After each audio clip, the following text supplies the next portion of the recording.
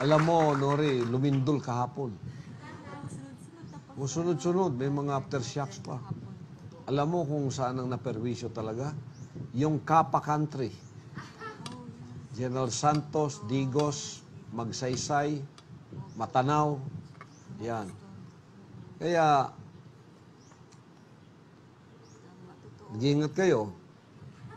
Huwag din yung galitin ng anak.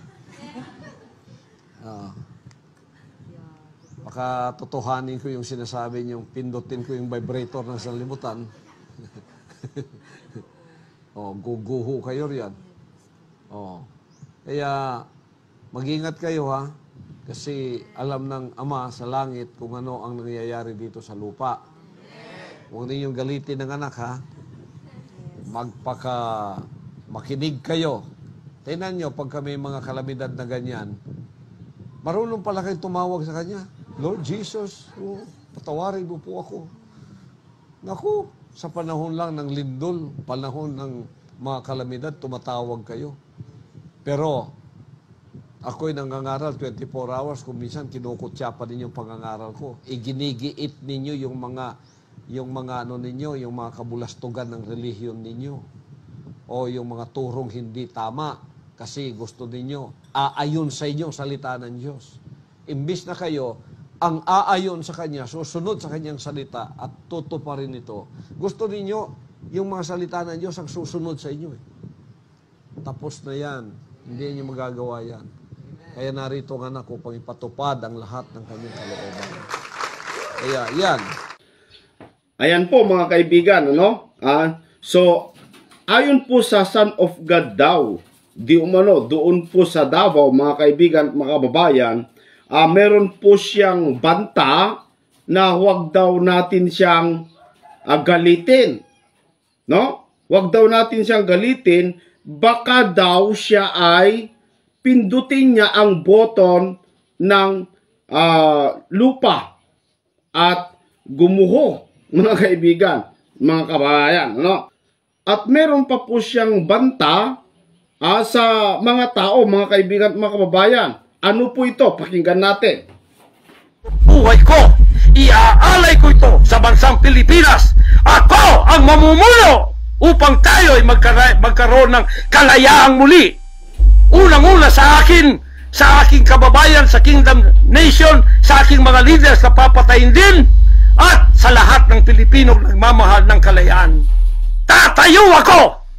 At ako ang mamumuno sa bansa ito para sa katwiran at takot sa Diyos, para ibalik ang ating kalayaan at ang ating kaligtasan mula sa kamay ng mga banyaga na pinakabatyan ni Rizal, nila Bonifacio.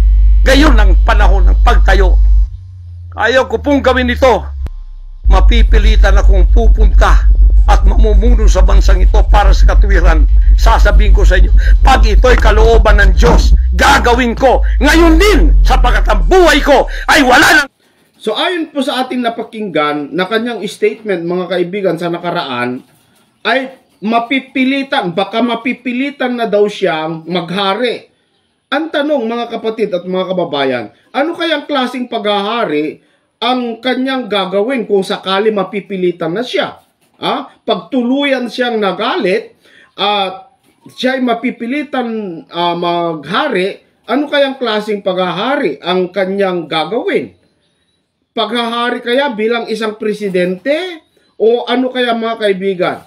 At kung presidente, kapatid na Argel, kung presidente ang gagawin niyang paghahari dito sa Pilipinas o sa buong mundo, ang tanong, iboboto kaya siya ng tao, mga kaibigan at mga kababayan? Kapatid na Argel, iboboto kaya siya ng tao kung pagka-presidente ang gawin niyang paghahari? O baka gawin na niya yung paghahari niya bilang antikristo dito sa mundo? Ano sa paningin ninyo, mga kababayan at mga kapatid? Kasi lahat po na nagko-comment kay Pastor Kibuloy, mga kaibigan at mga kababayan, maging sa Facebook page natin, wala pong positive ang kanilang sinasabi, kundi puro negative side Sabi ni Pastor Kibuloy, lindol lang daw, takot na ang tao. Tawag sa kanya, Lord Jesus, patawarin mo po ako. Naku, sa panahon lang ng lindol, panahon ng mga kalamidad, tumatawag kayo. Yan, lindol lang daw, takot na ang tao. Kung ano-ano, kung saan-saan tayo nananalangin, Panginoon, kung ano-ano, mga kaibigan at mga babayan. Pero sa kanya, subpena lang, takot din. Nagtatago rin, mga kaibigan, mga kapatid. Yung mga tao takot sa lindol, baka gumuho nga, no? Madamay tayo, madakanan, ano, mga kaibigan. Pero kay Pastor Kibuloy, subpena, natatakot, mga kababayan. Alam nyo, sa nakaraan video na ating pinalabas dito sa YouTube, mga kaibigan, dito sa SLTV channel, mayroon pong sinabi ng ating kapatid na Eli na heto, mga kapatid. Meron ako diyang alam na pastor na hatulan ng rape. Puno ng relihiyon, popular dito sa Pilipinas. O paano mo ngayon pangatwiranan yan? May mukha ka pa bang ihaharap sa mga tao? Maliban na lang kung matupad sa'yo yung nasa Epeso. Saka ako nababasahin. Mayroon pong sinabi ng ating kapatid na Eli na maliban na lamang kung matupad sa iyo yung Efeso. Saka ko na yan babasahin, sabi ng kapatid na Eli. Dahil po sa salitang ito, mga kaibigan, na iniwan ng ating kapatid na Eli, napakarami pong nagtatanong dito sa atin kung ano nga po ba yung gusto niyang basahin doon po sa Efeso. Ito po ay sinasabi ng kapatid na Eli doon po sa pastor daw di umano na idinimanda tungkol po sa rape. Ewan natin kung sino po yun, pero ang nasa balita ngayon, kasalukuyan ay si Pastor Kibuloy. Bagamat hindi naman sinabi ng kapatid na Eli kung sino yon, mga kaibigan, ano? Pero yun po ay tumutukoy sa leader ng isang relihiyon at kilala. Maaring si Kibuloy ang kanyang pinagsabihan, mga kabayan, ano?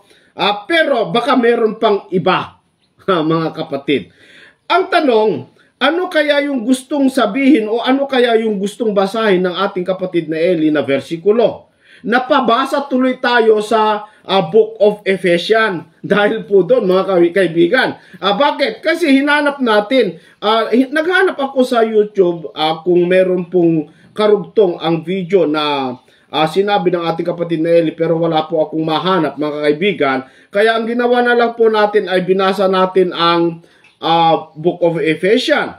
At may nagpadala sa atin sa mga comment section kung ano nga po yung gustong basahin ng kapatid na Eli doon po sa Efeso, mga kapatid at mga kababayan. Maaaring ito nga talaga. Kasi pinag-aralan ko yung gustong ibig ng kapatid na Eli na sabihin at basahin, maaaring ito siguro yung gusto niyang basahin para sa leader o pastor na demanda dahil po sa rape, mga kapatid at mga kababayan. Pero bago ko po basahin yan, mga kapatid, meron muna po akong ipapakita sa inyo isang video. Napakaganda pong video ito. Kaya wag muna kayong aalis, tapusin muna ninyo yung video. And then pagkatapos, alamin natin kung ano po yung verse na gustong basahin ng kapatid na Eli doon po sa Efeso. Alamin po natin yon, sasabihin natin yon sa awat tulong ng Diyos. Tapusin muna natin itong video na sagutan o reaksyon ng kapatid na Eli kay Pastor Kibuloy sa kanyang kamangmangan sa banal na kasulatan. Ito po, mga kapatid. Anak ngayon ang nakaupo na sa kapangyarihan.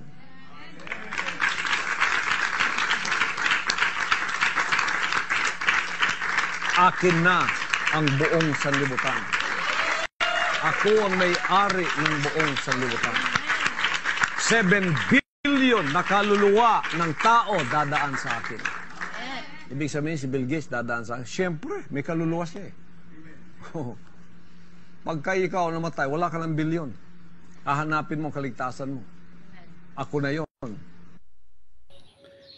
Ayun, mga kaibigan, ano?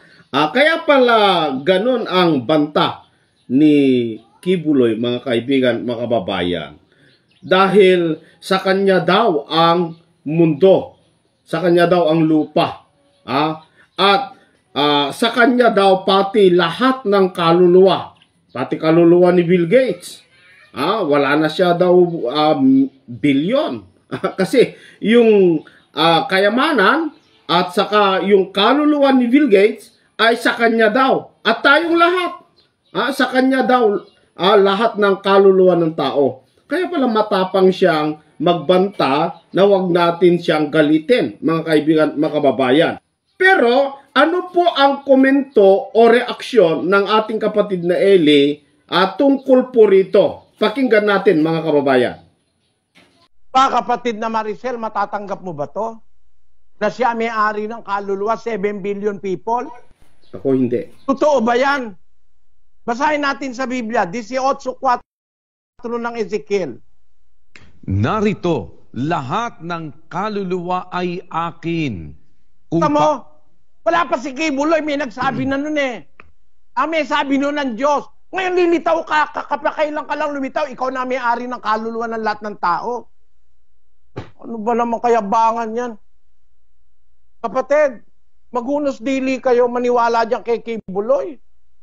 Kayabangan yan.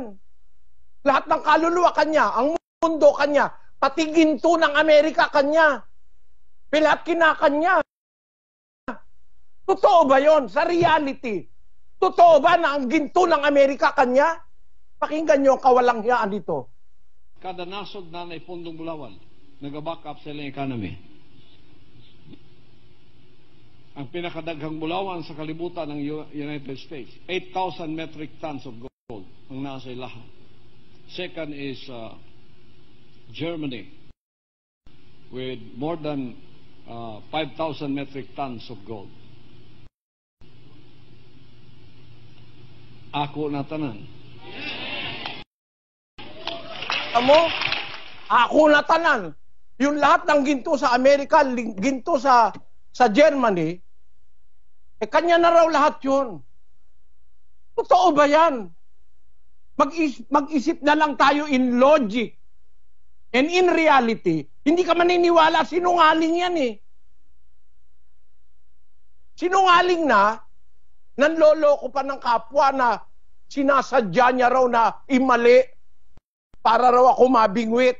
Kalukuhan, talagang hindi mo alam yung pinagsasasabi mo. Nagsalita rito sa Brazil, pinanganak daw si Moises, inutos daw ni Paraon na patayin ang lahat ng batang lalaki 2 taon pababa para mapatay si Moises.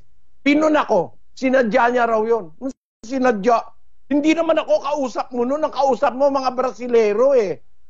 Meron pa ngang mga nakaanong headphone para maintindihan dahil hindi naman marunong ng English yung mga iba roon. O pakita ko sa inyo, sabi mo, sinadya mo, talagang yan ang paniwala mo, mali ang paniwala mo. Basa. O pakinggan natin. Was born. And when he was born, Pharaoh knew about this.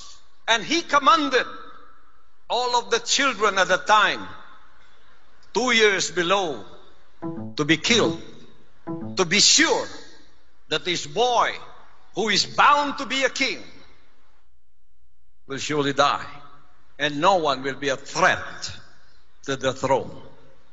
So they took all of them, and gathered all of them, and killed all of them. And Moses was born in those adverse circumstances. And his mother... Yan yung sinasabi niya yan, na pinapatay daw ni Paraon lahat ng bata 2 taon pababa nung mabalitaan na, nung makatiktik na si Moises pinanganak.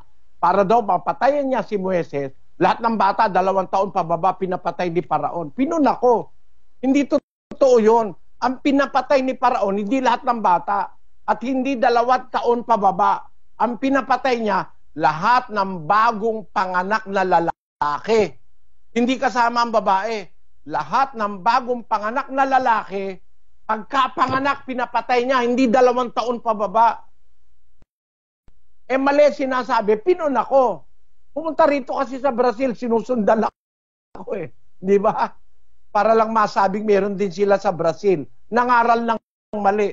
Nung mapo na yung kanyang mali, kasabi-sabi ba naman, sinadya ko yun. O, pakita nyo, sinadya niya raw. Yung kay Paraon, alam ko yun.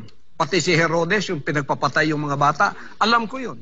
Nung sinabi ko yun, binibingwit ko itong mga taong ito.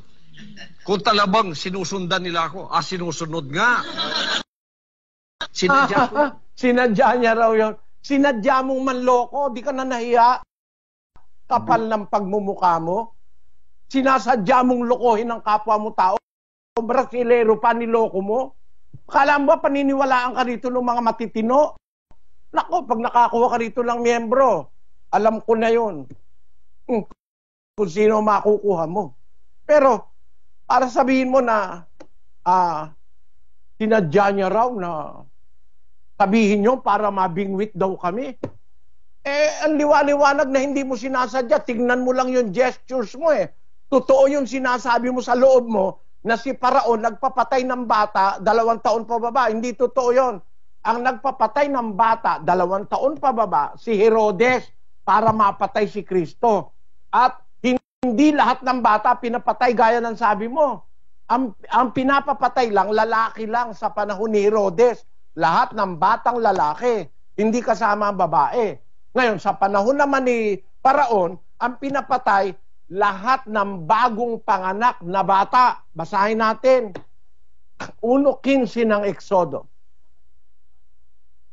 At ang hari sa Ehipto ay nagsalita sa mga hilot na Ebrea na ang pangalan ng isa ay Sipra, na ang pangalan ng isa ay Pua. At kanyang sinabi, paghilot ninyo sa mga babaeng Ebrea at pagtingin ninyo sa kanila sa dakong panganganakan. Kung lalaki ay papatayin nga ninyo, datapwat kung babae ay inyong bubuhayin. Ayan, hindi papatayin lahat ng pati lalaki, pati babae. Pagka nanganganak na ang Ebrea, pagka lalaki, patayin nyo. Pero pagka babae, bubuhayin nyo.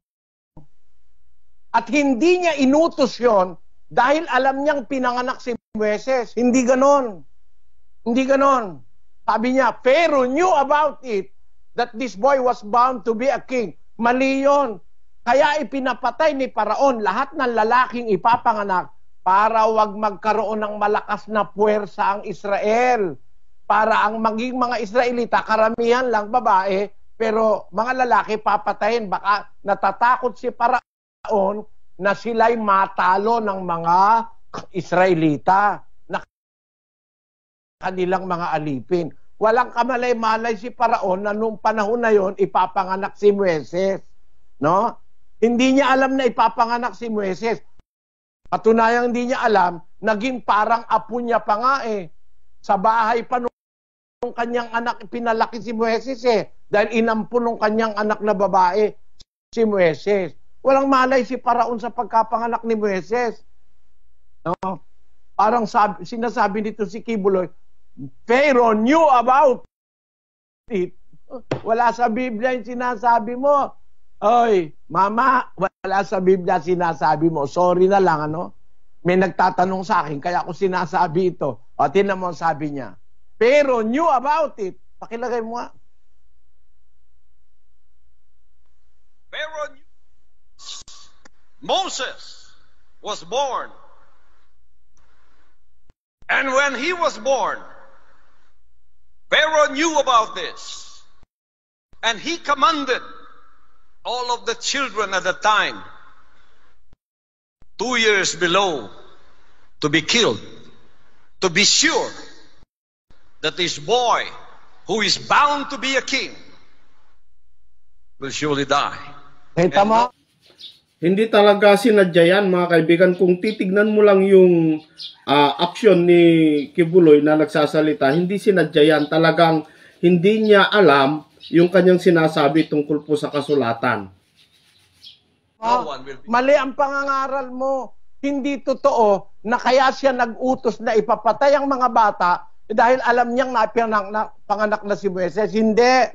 Ang dahilan niya kung ba't niya inutos patay yung bawat lalaking batang ipapanganak dahil ayaw niyang lumakas ang puwersa ng Israel.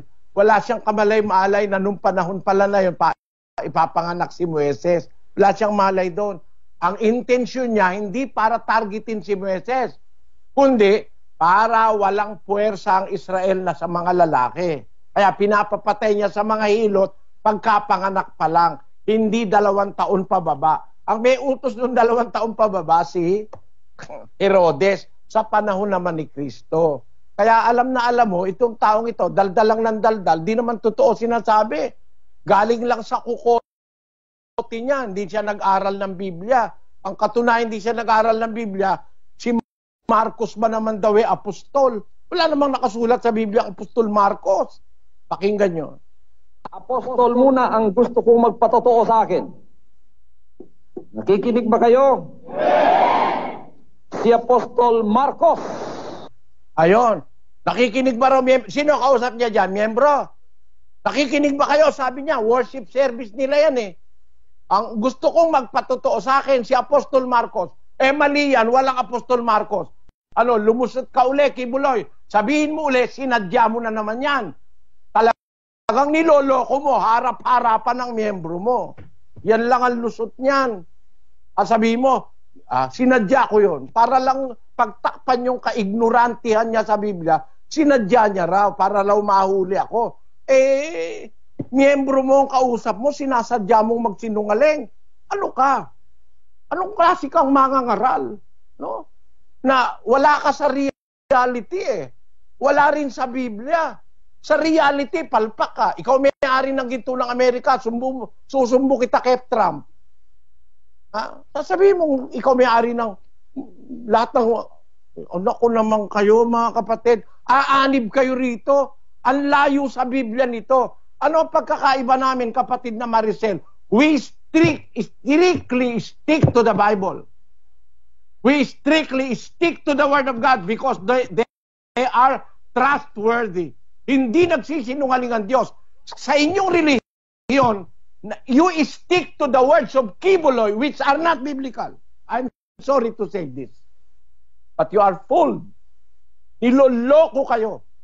Sabihin kayo, siya may-ari ng lahat ng kaluluwa. Nako, hindi ako papayag ikaw may-ari ng kaluluwa ko, no? At kung talaga ikaw may-ari ng kaluluwa, mahigit ng 15 taon yata nung sabihin mo, mamamatay ako. Ba't hanggang ngayon buhay pa ako? Kung ikaw may-ari ng kaluluwa, napakawalang hiya mo. Walang hiya nito. Mamamatay daw ako. Sinabi niya, February 19 ano? 2000 ano yan? Sabi niya, August 2005. Sinabi niya, February 6, 2005, mamamatay daw ako within 6 months. Sabi niya. Kaya nga ito, bula ang propeta itong si Kibuloy na ito eh. O, pakinggan nyo. So to the members of this guy, who is now declared a blasphemer in the kingdom of God, you have 6 months to leave that group. If you won't leave that group, you will be included in his judgment. You will all be ushered to hell when you die. Or while you're still alive, your soul is already marked for destruction. So that the group of this leader, I am telling you, get out. Lahat sa inyo na mananatili dyan, bibigyan ko kayo ng 6 months, umalis kayo dyan. Kung di kayo alis dyan, kung ano ang kanyang kaparusahan, ganyan din ang tatanggapin nyo. So this group of Eli Soriano, of the Dating Daan, your leader is already damned and judged. Because it is not our fault, it is his fault. Because last night, a revelation came to me. He is declared here and there in the kingdom of heaven and in the kingdom of heaven on earth, that this guy has crossed the point of no return. He is a blasphemer. he has committed the unforgivable sin. So that I will tell you how that revelation came to me and what will happen to him. He will be inflicted with a deadly, serious disease he cannot overcome. And it will eat up his guts. What a sore punishment. Ayan, sabi niya, pagkakasakit daw ako ng hindi ko na raw malalagpasan. At within 6 months, sabi, umalis na kayo dyan, madadamay kayo kung ano ang parusa nyo. Naglagay siya ng deadline 6 months eh. Kung ano yung kaparusa kay Soriano, yun din sa inyo. Sabi niya, madadamay kayo. Sinabi niya yan, February 6, 2005. May deadline. Dapat, August 6, 2005, patay na ako. Ngayon, August ano na ngayon? Ngayon. O ano masasabi nyo? Anong klaseng propeta si Kibuloy? Eh hindi sa Diyos yan. Bula ang propeta yan. Bula ang Kristo pa. Kasi mahilig magsabi ng hindi totoo. Si Chris Aquino lang niloko niya eh. Niloloko niya eh. Bakit? Sabi niya kay Chris, ang revelation ko naman eh talaga eh yung si Pinoy eh. But I have given my word to Kibo. O tinan mo, di baliktarin dito. Sinungaling talaga to. Sige, demanda mo ko. Sinungaling ka talaga. Basa, pakinggan nyo. Oh, see, Pastor? You should have had faith. Ano? You know, ang revelation ko naman talaga no, si Pinoy. Pero I have given my word to Kibo. Oo nga eh. Amo yan, ang revelation daw niya galing sa kanyang tatay, eh, si Pinoy. Pero nakasagot na raw siya kay Kibo. Eh ano naman ang sabi niya tungkol kay Kibo? Basta pakinggan natin. Tonight, let it be known unto all Filipinos that the Almighty Father has appointed a president for this nation. He is no other than Gilbert Gibo Teodoro. Tamo, ang ginagamit mo pangalan ng Almighty Father mo. The Almighty Father has appointed a president to this nation.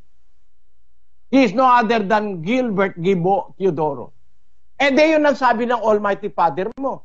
Pagbat ang sabi mo naman kay Chris Aquino, ang revelation ko naman eh talaga eh si Pinoy. Kaya lang I have given my word to Gibo. Eh di baliktarin ka. Paano ka ganyan sa Diyos niyan? Kapatid na Maricel, ay kung itatanong mo sa akin, pagkakaiba namin, si Kibuloy sinungaling sa pagsasalita. Ako nagsasalita ng salita ng Diyos na nasa Biblia. At never kong inaangkin yung salita ng Diyos. Sabi ng Diyos, ang lahat ng kaluluwa akin, ang kaluluwa ng Ama, ang kaluluwa ng anak, akin, lahat. Ito ngayon, sabi niya, akin ang kaluluwa nyo, 7 bilyon, sabi niya. Mali, wala sa Biblia. Tapos sabi niya, lahat ng ginto sa Amerika, 8,000 metric tons, 5,000 sa Germany. Ano sabi niya? Kaya ito Bisaya, ako na tanan. Akin lahat yan. Paano ka maniniwala dyan? Hindi naman reality yan, kapatid. In reality, in spirituality, hindi totoo na kanya yan. Ang katunayan nga, yung mga miyembro niya, nagpapalimos pa. At kung totoo yan, ba't pinagpapalimos mo mga miyembro mo? There will be no other Christ anymore. He is claiming to be Christ and the appointed Son. The appointed Son do not need to be substituted by anybody else. 7:23 of Hebrews. Let us read the truth. And they truly were many priests, because they were not suffered to continue by reason of death. But this man, because he continueth ever, hath an unchangeable priesthood. Natin sa Tagalog. At katotohanang sila'y marami sa bilang na naging mga saserdote, sapagkat dahil sa kamatayan ay napigil sila ng pagpapatuloy. Datapwat siya sapagkat namamalagi magpakailanman ay may pagkasaserdote siyang di mapapalitan. Ang pagkasaserdote, ang pagkapastor, ang pagkaanak, ang pagkamangangaral ng ating Panginoon Kristo, walang kapalit. Walang kapalit. Sino mang magsasabing kapalit siya, gago siya, gago. G-A-G-O, gago. Ano raw ang gago ayon sa Diksionaryong Pilipino, Sislus? Ito po, ayon sa UP Diksionaryong Pilipino sa pahina 278, gaga, babae na mahina ang ulo o walang talino. Gago kung lalaki. Kung gago ka, wala kang talino. Anong talinong nasa'yo? Biro mong angkinin mo, ikaw ang Kristo. Sabi ng Biblia, siya'y may pagkasaserdote, hindi mapapalitan. Ang pagka-apostol niya, ang kanyang pagkasaserdote, hindi mapapalitan. Sabi ng Biblia, basahin natin ang 3:1. Kaya, mga banal na kapatid, mga may bahagi sa pagtawag ng kalangitan, inyong isipin ang apostol at dakilang saserdote na ating kinikilala, si Jesus. Ang ating dakilang saserdote at apostol, si Jesus. Sino mang magtatangkang palitan si Jesus? Sinungaling. Manluloko. Hindi sa Diyos. Walang kapalit si Kristo. At hindi naghahanap si Kristo ng kapalit. He was intended by God to be the priest forever, like the priesthood of Melchizedek. Nakasulat yan sa awit. No? Kaya sino man magtatangka, kahit sino pa, Pilipino, Amerikano, puro gago yun. No? Kaya lang, wala tayong magagawa. Kalayaan ng tao magsalita ng gusto niyang sabihin. No? Pero, kung gusto nyong makita yung totoo, maniwala kayo sa Biblia. Hindi sa katha, kuro-kuro. Maraming kuro-kuro ito galing sa sarili, wala naman sa Biblia. Pero mo, kaya luluhod daw lahat ng tao sa kanya. Nako, hindi ako luluhod sa'yo. Kahit patayin mo ako, hindi ako luluhod sa'yo.